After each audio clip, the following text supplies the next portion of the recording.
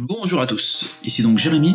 Je viens vous proposer une vidéo d'une petite astuce à faire avant votre achat immobilier. Car en fait, on se rend compte lors d'un achat immobilier, d'une maison, d'un appartement, il y a souvent de grosses déconvenues et parfois vraiment les gens sont en souffrance avec ça. Il y a énormément de problèmes. Et je pense que ça vient du fait que vous ne testez pas le bien avant de l'acheter. Maintenant, avec l'expérience, et quand on vieillit, on s'en rend compte, on ne sait vraiment finalement ce qui se passe dans votre résidence, ce que vaut votre maison, les problèmes qu'il peut y avoir. Vraiment, c'est au bout de 3 mois, de 6 mois, qu'on commence vraiment à voir les problèmes. Maintenant, le problème, c'est que quand vous achetez une maison, vous venez 1 fois, 2 fois, 3 fois, et ça s'arrête là, il n'y a rien d'autre. Alors il y a des diagnostics, il y a tout ça, mais vous ne voyez pas vraiment ce qui se passe. Surtout en plus, alors quand vous êtes dans une maison comme ça, isolée, c'est bien, mais en plus si vous êtes en appartement ou alors dans des community gates, vous pouvez appeler aussi maintenant des éco-villages en France, mais là-bas ça s'appelle des community gates, des résidences finalement qui sont en gestion partagée, vous ne savez pas les problèmes qu'il peut y avoir à l'intérieur. Et ces problèmes-là, vous pouvez les savoir qu'en vivant dedans.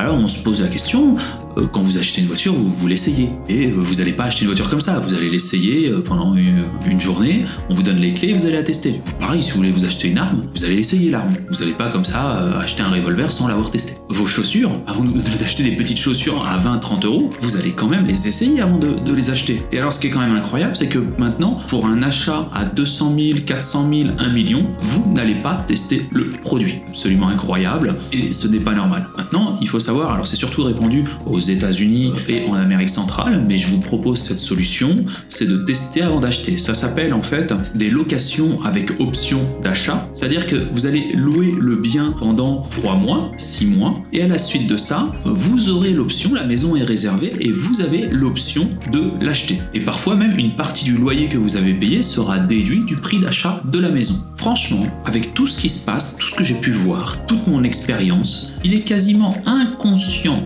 d'acheter une maison sans l'essayer, sans prendre une location avec option d'achat. Évidemment, les gens, les vendeurs vont vous faire jouer sur la peur de perdre. C'est une opportunité et vous n'allez quand même pas la louper. Je pense que vous devez prendre le temps et si le vendeur ne propose pas la location avec option d'achat, ne faites rien. Je sais que c'est compliqué parce que vous avez peut-être déjà votre maison, mais vous devez faire ça. Ou alors, vous vendez votre maison, si vous avez déjà une maison à l'heure actuelle, vous revendez la maison, vous redevenez locataire et ensuite vous redevenez propriétaire. Ou si vous étiez déjà locataire, quitte à payer parfois même 2 locations, mieux vaut vraiment faire ça. Ça va vous éviter des déconvenues parce que si dans la résidence, si dans la gestion de votre résidence ou même du voisinage et tout ça, vous voyez qu'il y a de très gros problèmes qui sont parfois imperceptibles lors des visites, vous allez pouvoir voir s'il y a des défauts lors de la pluie, lors de l'humidité et tout. Sur 6 mois, les gens ne pourront pas cacher les vices.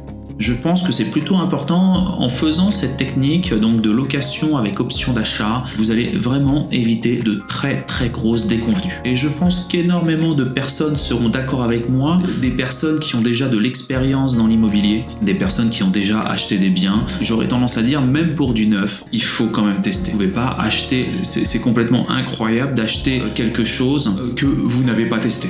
C'est pour ça d'ailleurs que les projets de construction ou ce que vous voulez, il faut faire très attention avec ça. Parce que vous achetez quelque chose qui n'existe pas et que vous n'avez même pas encore testé, c'est absolument incroyable. Quelque chose vous allez acheter plein pot, quelque chose qui n'a pas encore fait ses preuves. C'est très dangereux. Et dans ce cas-là, il faut avoir vraiment des contrats en béton pour vous protéger de toute éventuelle avarie par rapport à ce qui aurait été convenu. Il faut savoir que la plupart des vendeurs, s'ils ont eu du mal à vendre leur maison ou nanana, ils n'auront aucun, et surtout s'ils ne vivent pas dedans à l'heure actuelle, ils n'auront aucun problème à vous louer le bien. S'ils ne le veulent pas, vous pouvez soupçonner peut-être qu'il y a anguille sous roche. Écoutez, c'est tout pour cette vidéo, je vais vous souhaiter une excellente journée et je vous dis à bientôt pour de nouvelles vidéos. Salut à tous.